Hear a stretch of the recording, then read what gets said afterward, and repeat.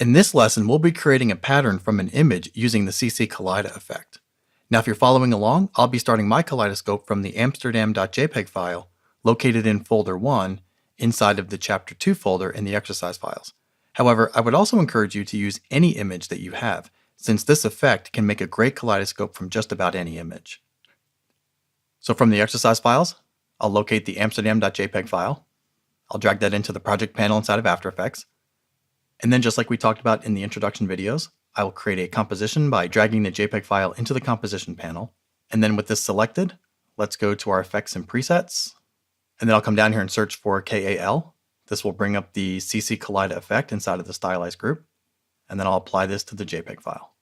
And now right away, you'll see that the effect is creating that kaleidoscope across the entire JPEG area. So the first thing we want to do is come back to the effect controls and start playing with the settings. The settings by default have the center showing up in the center of the composition.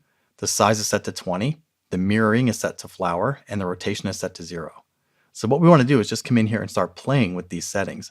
There's almost an unlimited number of patterns that we can create with just these few properties. So first, let's take a look at the center property. If we come in here and hover over the horizontal centering and click and drag, I can increase and decrease the position there. And you'll see on the composition, this shows up as a little target. And I can also come in here and just click on the target and drag it around. And if you're not sure what part of the image is being sampled from the center point, you can come back to the effect controls and you can disable the effect. So if I click this icon here, this will take the effect away and we can see the center point showing up here. So if I want to change the center point so that we get more yellows and greens, I can drag this up to this area and then come back and re-enable the effect. Next, you'll want to come down and play with the size. The size is set to 20 by default. And this controls the size of the tiles. If we click on this and drag this down to create a lower number, you'll see that the tiles get much smaller, creating an entirely different pattern. And similarly, if we increase the size above 20, we'll get much larger tiles. Next, let's come down to the rotation. So we can rotate the artwork that is showing up inside of the tiles. And this can also create some really interesting effects. And so by adjusting the rotation, the size, and the center point, you can create all kinds of patterns from a single image. And the last property we'll take a look at is the mirroring setting. So by default, this is set to flower, but let's come in here and change this. So let's set this to unfold. And to see how this pattern works, let's come down to the rotation setting and let's come in here and just change the rotation. And this will give you a sense of how the tiles are being generated using the unfold setting for mirroring. So I'll come up here and grab the center point.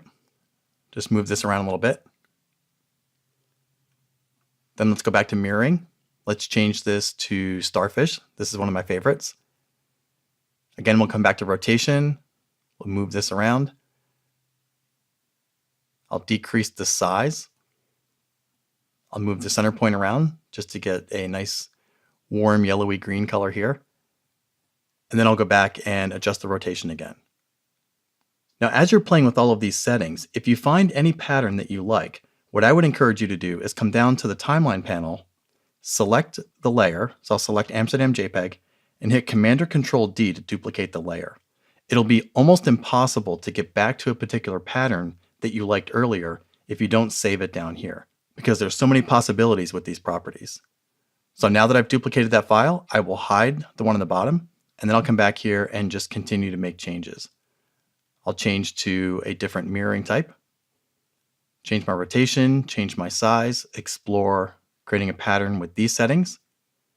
If I like this, I'll come back to the timeline panel again, duplicate that layer, select the top layer, and then continue exploring more possibilities. So there's almost a limitless number of patterns that you can create just from a single image. And since we build a lot of web layouts, we use this feature to create a pattern, then we crop out a small tileable portion, then combine this small graphic with CSS to create a responsive design, so the pattern seamlessly flows to any sized screen that's loading our design.